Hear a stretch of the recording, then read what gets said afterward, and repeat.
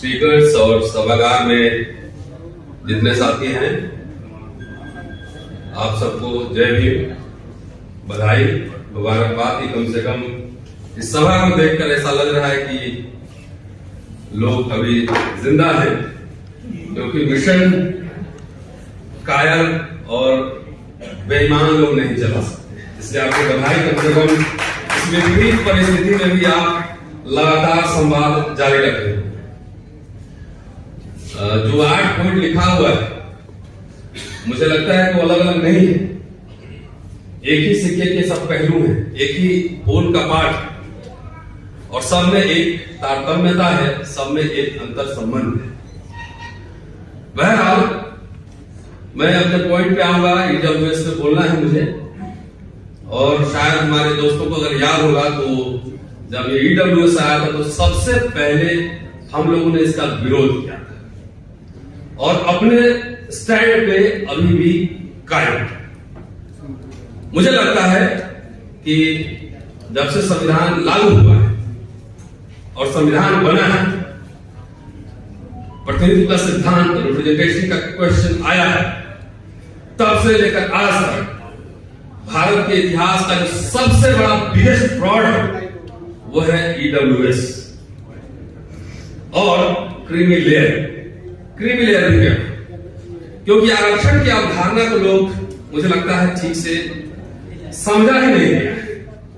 इसलिए ये सरकार, और खुल के कहने में मैं कैलकुलेट पढ़ रहा था, इसमें कुछ इसमें खुल के बात नहीं आ रही, सीधा और सीधा कहने में क्या दिक्कत है कि ये बीजेपी सरकार और उसके जितने बैक करने वाले राइट विंगर संगठन हैं, वो तमाम संविधान के प्रावधानों को, रिप्रेजेंटेशन को खत्म करने की एक एक करके साजिश कर रही है और खत्म कर दे रही है। आपके हाथ में किताब संविधान पकड़ा दिया गया है कि आप संविधान गीता समझ के सीने में लगाकर घूमिए, और एक एक करके सारे प्रावधान उसके फाड़ दिए गए। मैंने जो बात कही है उसमें कायम हो, सहमति हम असहमति हो सकती है, लेकिन क्या आप बताइए कि कॉन्स्टिट्यूशन में, ईश्वरिया साहब बैठे हुए, मैं इतिहास का छात्र हूं, एक्टिविस्ट हूं, कॉमन सेंस से बोलता हूं और बड़ा बहुत आलोक सुनता हूं, उसी से बोलता हूं। संविधान में कहीं भी क्रीमी लेयर का कॉन्सेप्ट है?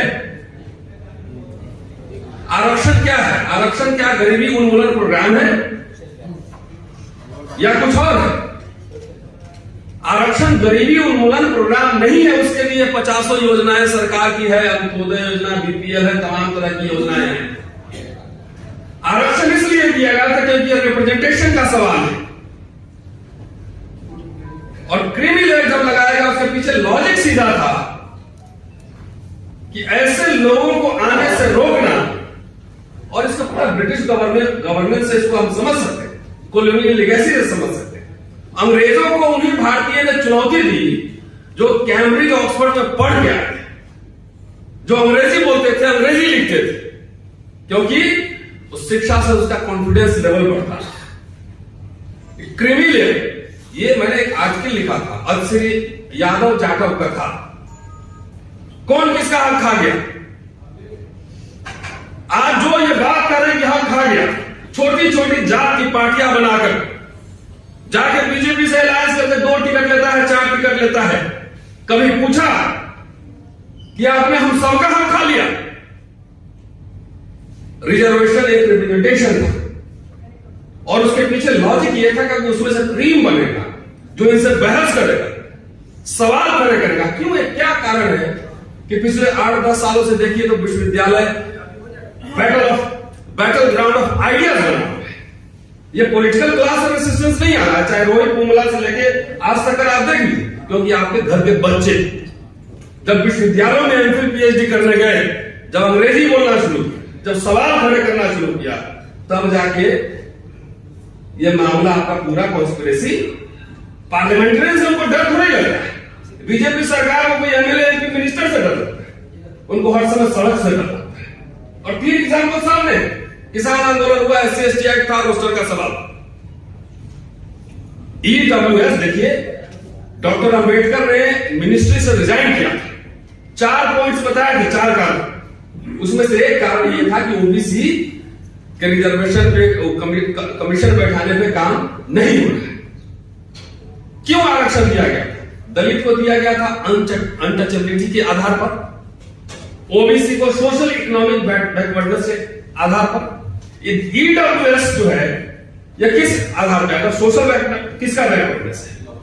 अगर वो गरीब है, सवर्ण, वो गरीब है तो आरक्षण की वजह से गरीब नहीं है, वो सरकार की नीतियों की वजह से गरीब है, वो हमारी वजह से नहीं गरीब है। उसको थोड़े है कि घोड़ी पे चढ़ने से मारा जाता है, मंदिर में घुसने से रोका जाता है। लेकिन हमारे नेताओं ने भी, दलित पिछड़े नेताओं ने भी कुछ को छोड़कर तालियां बजवाई। और हमारे, आप देखिए ओबीसी का तो अभी कोई आंकड़ा ही नहीं। अगर जाति जनगणना हुआ नहीं, ये आरक्षण को खत्म करने का जो है पूरा आरएसएस बीजेपी का जो फॉर्मूला है, अग्निवीर योजना लाओ। अब मैं स्कॉलरशिप की बात कर रहा हूं, ओबीसी का छोड़ दीजिए, हमारे लीडर्स को बोलना चाहिए, निसार साहब है, कि एससी एसटी ने स्कॉलरशिप में क्रीमी लेयर लगा हुआ है। आपको पता है 8 लाख रुपए जिस एससी एसटी फैमिली का इनकम है, उसके बच्चे का अगर ऑक्सफोर्ड, कैम्ब्रिज, हार्वर्ड में एडमिशन हो रहा है तो उसको स्कॉलरशिप नहीं मिलेगा। तो 8 लाख रुपए तो जो क्लास 4 एम्प्लॉइज है उसका भी इनकम है, जो एलडीसी है उसका भी इनकम 8 लाख से ज्यादा है। तो 8 लाख इनकम हो गया तो उसका बच्चा ऑक्सफोर्ड में नहीं पढ़ सकता। ये लीला समझिए, ये जन्म और पूंजी की लीला। मुझे कहने में कोई आपत्ति नहीं, मुझे किसी से वोट नहीं लेना, जिस दिन लेना भी होगा तो मेरे लिए सीधा ये लड़ाई बैकवर्ड और फॉरवर्ड की है, कोई खुश करने की जरूरत नहीं।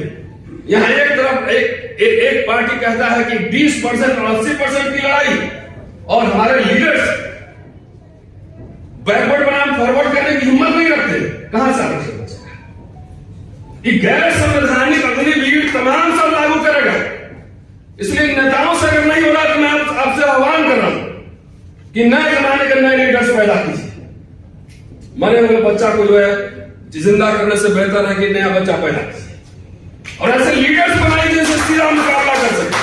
गोल क्या कीजिएगा? पॉलिटिकल रिप्रेजेंटेशन तो आपका हो गया, आप मेंबर ऑफ पार्लियामेंट उठाकर देखिए तो एससी एसटी ओबीसी तो बोले सब जगह दिख रहा है।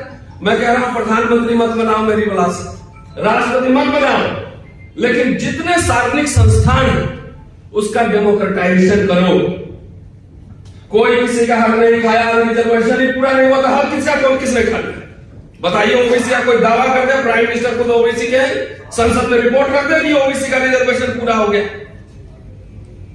ये इसका आइडिया, इसका फिलॉसफी आपस में कभी आप सुने हैं कि 50% जो आरक्षण किए हुए अपने लिए सबके लिए है, सबके लिए आरक्षण है, वो सिर्फ अपर कास्ट सवर्ण के लिए नहीं। उनके अंदर कभी सुने हैं कि ठाकुर मेरा खा गया, ब्राह्मण मेरा खा गया, कास्ट मेरा खा गया? सब अंडरस्टैंडिंग से चलते पूरे सिस्टम पे कब्जा किए हुए, और हमारे बीच में चवन्नी 2 पैसा ऐसे फेंकता है और कहता है तुम उसके खिलाफ बोलो, तुम उसके खिलाफ बोलो। अब बोलने के चक्कर में पूरा idea of reservation, representation, the question of dignity, everything, सब कुछ हम खो चुके हैं। इसलिए अब चूंकि ईडब्ल्यूएस है तो उसमें लोग मांग कर रहे हैं, लेकिन मैं सैद्धांतिक रूप से ये एंटी कॉन्स्टिट्यूशन है, और पूरा डॉक्टर अम्बेडकर का जो आइडिया था रिजर्वेशन रिप्रेजेंटेशन का, उसको खत्म करने की ये साजिश। शुक्रिया।